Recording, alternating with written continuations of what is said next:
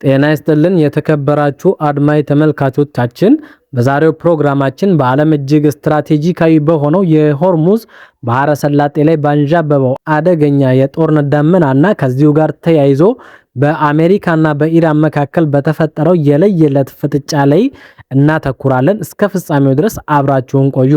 በአንድ ጠባብ የባህር መተላለፊያ ላይ በተፈጸሙ 3 ተከታታይ ጥቃቶች ቀውሱ ከቁጥጥር ውጪ እየሆነ መጥቷል። ባለፉት ጥቂት ሰዓታት ውስጥ ብቻ 3 የንግድ መርከቦች በኢራን እስላማዊ አብዮት ዘብ ጥቃት ተፈጽሞባቸዋል። በዚህም ምክንያት ከዓለማችን እጅግ አውራ የንግድ መስመሮች አንዱ የሆነው ቀጠና በአንድ ወደ ቀጥተኛ የጦርነት አውድማነትም ተቀይሯል። የአሜሪካና የእንግሊዝ የባህር ላይ ደህንነት ባለስልጣናት እንዳረጋገጡት ክስተቱ እጅግ በጣም ፈጣን በሆነ ሁኔታ የተፈጸመ ሲሆን በአንደኛው መርከብ ላይ ከባድ ጉዳት የደረሰ እና ሌላኛው መርከብ ደግሞ ባህረ ሰላጤውን አቋርጦ ለማለፍ ሙሉ ፍቃድ አግኝቶ ሳለ በድንገት ተኩስ ሲከፈትበት ጉዞውን አቋርጦ በአስቸኳይ ለማፈግፈግ ተገዷል። በተለይም የጉዳዩን ዓለም አቀፋዊ አሳሳቢነት ይበልጥ ያጎላው የተጠቁት መርከቦች ማንነት ነው። ከተጠቁት መካከል 2 ሚሊዮን በርሜል የሚጠጋ የኢራቅ ድፍድፍ ነዳጅ የጫነ የህንድ መርከብም ይገኝበታል። ይህም ፍጥጫው የሁለቱን ሀገራት ጉዳይ ብቻ ሳይሆን የዓለምን የኃይል አቅርቦትና የኢኮኖሚ ደህንነት ምን ያህል አደጋ ላይ እንደጣለም በግልጽ ያሳያል። ይህ በእንዲህ እንዳለ የኢራን መንግስት ውጥረቱን ወደ ላቀ ደረጃም አሸጋግሮታል። ቴሄራን አሜሪካ በፈጸመችው የባህር ላይ ማዕቀብና የውንብድና ድርጊት በሚል አጸፋዊ እርምጃ የሆርሙዝ ባህረ ሰላጤ ዳግም ለትራፊክ እንቅስቃሴ ሙሉ በሙሉ ዝግ መሆኑን በይፋ አውጃለች። የካታም አልአንቢያ ማዕከላዊ ቃል አቀባይ ባወጡት መግለጫ አሜሪካ ከዚህ ቀደም የተደረሱ ስምምነቶችን ደጋግማ በመጣሷ ምክንያት ይህ ስትራቴጂካዊ የውሃ መስመር በሀገሪቱ የጦር ኃይሎች ጥብቅ ቁጥጥር ስር መዋሉን አስታውቀዋል። በመሆኑም ዋሽንግተን ከኢራን ጋር ትስስር ላላቸው መርከቦች ሙሉ የባህር ላይ ጉዞ ነፃነት ዋስትና እስከምትሰጥ ድረስ መተላለፊያው በዚሁ ብረት ለበስ እጅ ስር ይቆያል በማለትም አስጠንቅቀዋል። ምንም እንኳን ከዚህ ቀደም ሁለቱ ሀገራት በዲፕሎማሲያዊ መንገድ የኒኩለር ስምምነት ላይ ለመድረስ እጅግ ተቃርበው የነበረ ቢሆንም የአሜሪካ ማክሲማሊስት ወይም ሁሉንም ነገር የራስ የማድረግ ግትር አቋም ድርድሩ ከሽፏል ሲሉ ባለስልጣኑ ገልጸዋል።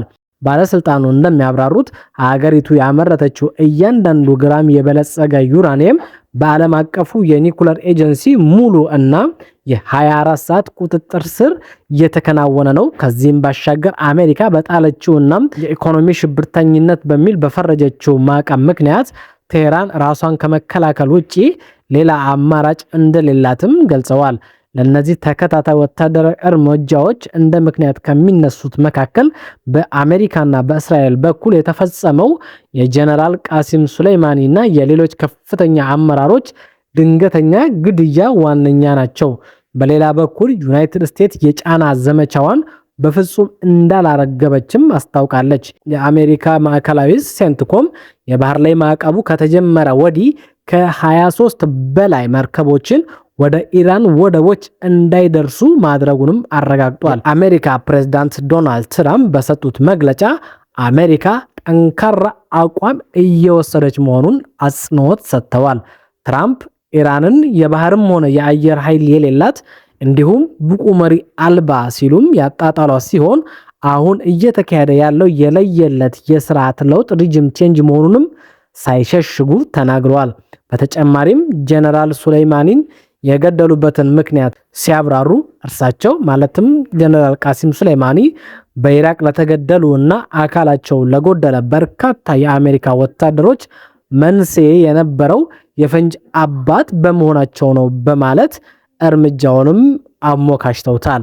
የኢራን መንግስት ለ47 ዓመታት ያለ ቅጣት ሲፈጽም የነበረውን ድርጊት አሁን ላይ ማብቂያው መድረሱንም አስጠንቅቀዋል። ዜናችንን ለማጠቃለል ያህል አሁን ላይ የዲፕሎማሲው በር ሙሉ በሙሉ በተዘጋበት እንዲሁም ወታደራዊ ፍጥጫው ባየለበት በዚህ ወቅት የሆርሙዝ ባህረ ሰላጤ ዳግም የዓለም አቀፍ ቀውስ ማዕከል ሆኖ ብቅ ብሏል። በሁለቱ ኃይሎች መካከል የተፈጠረው ይህ የታጠፈ የፖለቲካና የወታደራዊ ጨዋታ ወደ ሰላማዊ ድርድር ይመለሳል ወይንስ ቀጠናውን ወደማይቀለበስ መጠነ ሰፊ ጦር ያስገባል የሚለው ጥያቄ የዓለም አቀፉን ማህበረሰብ በእጅጉ እያስጨነቀም ይገኛል። ማንኛውም ተጨማሪ ወታደራዊ እርምጃም ከመካከለኛው ምስራቅ አልፎ የዓለምን የኢኮኖሚ የደም ስር ሊያቋርጥ የሚችል አስከፊ መዘዝ እንደሚያስከትልም የፖለቲካ ተንታኞች ስጋታቸውን ማጋራታቸውን ቀጥለዋል። ለዛሬ ያዘጋጀንላችሁ የዜና ትንታኔያችን ይህንን መስል ነበር። አብራችሁን ቆይታ ስላደረጋችሁ እናመሰግናለን። ቸርን ሰንብት። ውድ ተመልካቾቻችን ቻናላችንን ሰብስክራይብ በማድረግ ቤተሰብ ይሁኑ። ሐሳባችሁን ኮሜንት ላይ ጻፉልን። ስለተከታተላችሁን እናመሰግናለን።